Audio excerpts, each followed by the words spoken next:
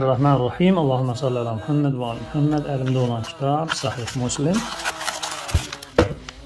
Sahih Muslim. Lil İmam Ebu'l Hüseyin Muslim ibn Haccac el-Farisi. Darül Kutubul İlmiyye.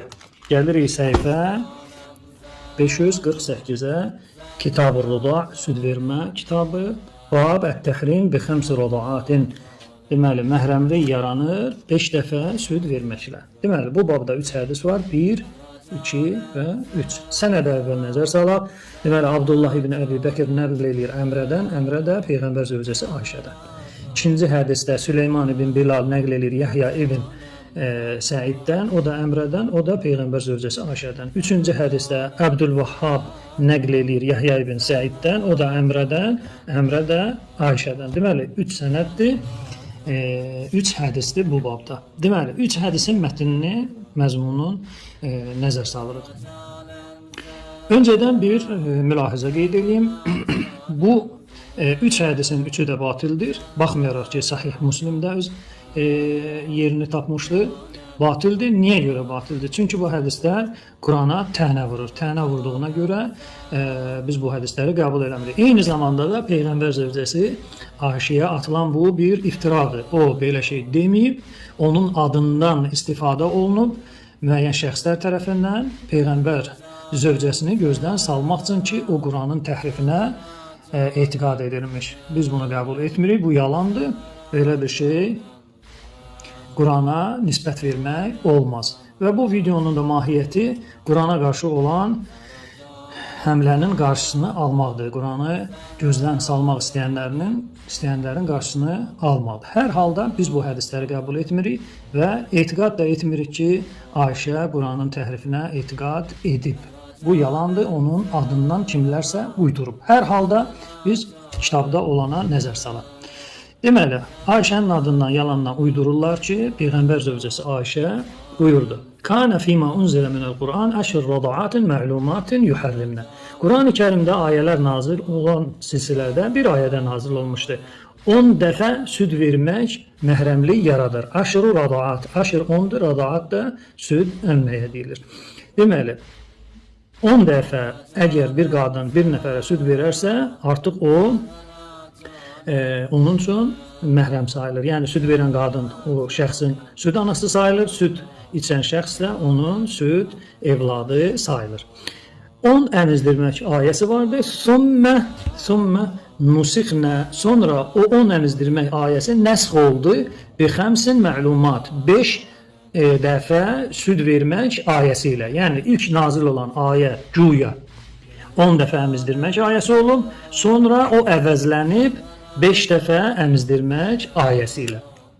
İndi Quran-ı Kərimə baxanda 114 surənin heç birində nə 10 dəfə əmizdirmək ayəsi var, nə də 5 dəfə əmizdirmək ayəsi var. Yəni, süd verməyinin dəfəsi haqqında Quran-ı Kərimdə ayə yoxdur. Deməli, 2 ayə Quran-ı Kərimdən bu 3 hədisə əsasən yoxa çıxıb, yoxdur.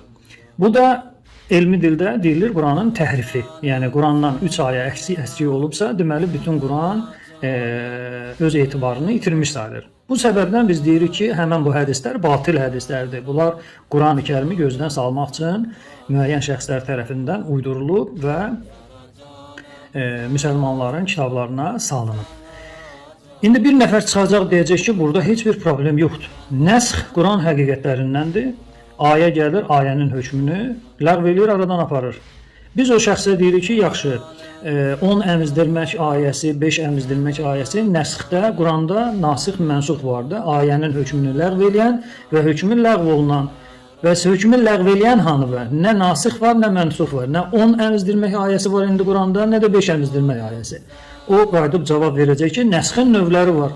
Nəsxin növü budur ki, ayənin hərfləri, kəlmələri Quran-ı Kərimdən yoxa çıxır, silinir, amma hökmsə nədir? Qalır. Bu qayda ilə burada heç bir problem yoxdur.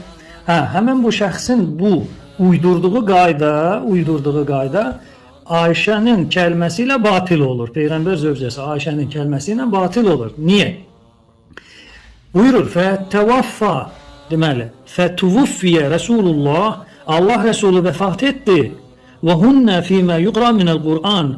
10 əmizdirmək ayəsi və 5 əmizdirmək ayəsi Quran-ı Kərimdə müsəlmanlar tərəfindən, səhabələr tərəfindən oxunurdu, yuqra oxunurdu. Əgər ayənin kəlmələri Quran-ı Kərimdən yoxa çıxıbsa, silinibsə, o necə oxuna bilər? Bu bir. İkincisi də ki, Peyğəmbər vəfat eləyəndən sonra ayələrin nəsxi yoxdur. Yəni, ayə gələ bilməz ki, ayəni neynəsin? Nəsx eləsin. Hansı növdən olursa, olsun. Deməli, bu nəsx qaydası da burada işləmir. Yəni, şəxs nəsx qaydası ilə öz, belə deyək də, rəyini qoruyub saxlamaq üçün burada onun dərdinə dəyməyəcək. Çünki Peyğəmbər vəfatından sonra nəsx yoxdur və səhabə deyir ki, Peyğəmbər dünyasını dəyişdi və biz onu Quranda oxuyurduq. Əlimizdə olan Quranlarda oxuyurduq. Səhabə deyir, oxuyuruq, amma 1400 ildən sonra müəyyən şəxslər çıxıb deyir ki, yox, o Qurandan kəlmələr silinib, yoxa çıxıb nəsx qaydasına görə. Qısa bir cümlədə bu 3 hədisin 3-ü də batildir. Qurana tənə vurduğuna görə biz bu hədisləri qəbul etmirik. Vəssalamu aleykum və rəhmətullah.